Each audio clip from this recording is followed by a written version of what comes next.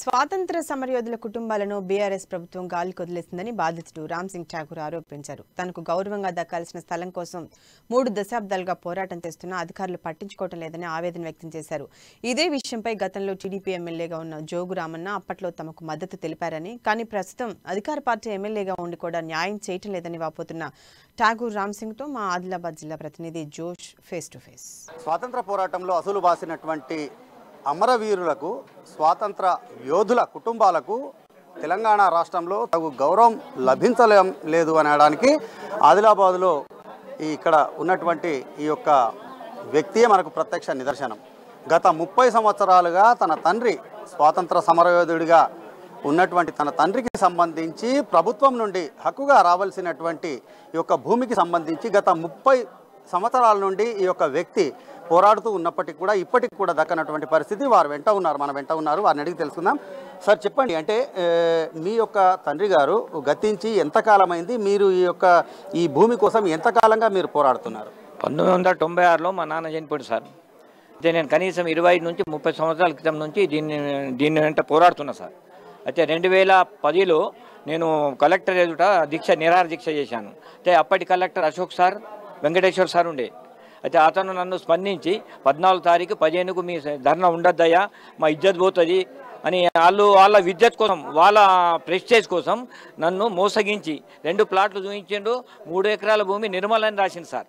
నిర్మల్ జాఫ్రాపూర్ అనే విలేజ్లో రాసిండు. ఇప్పటికీ కూడా ఇస్తలేరు.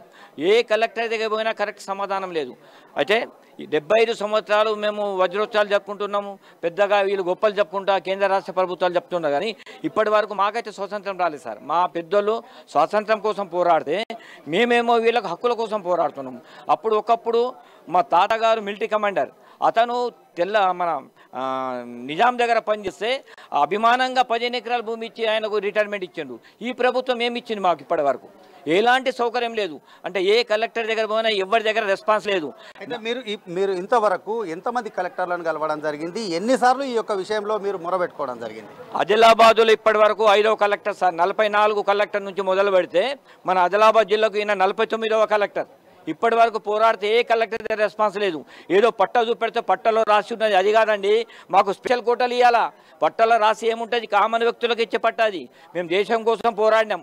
ఒక్క నిమిషం కింద మా సైనికులు మా దేశం కింద పోరాకుంటే మీరు ఉండరు, మీ ఆఫీసులు ఉండయి. ఒక్క అరగంట మా మిలిటరీ కింద పడుకుంటే చాలు. అలాంటి వ్యవస్థకు మీరు ఎక్కడ కొనబోతుండ్రు?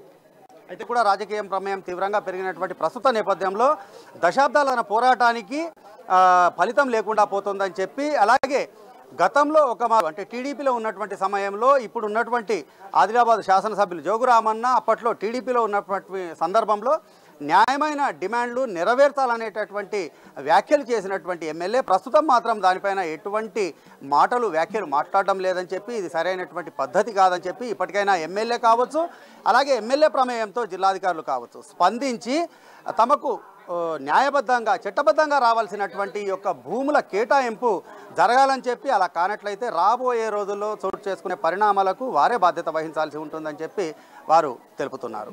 ఆదిలాబాద్ నుండి రాజశేఖర్ జోషి, అమ్మా న్యూస్.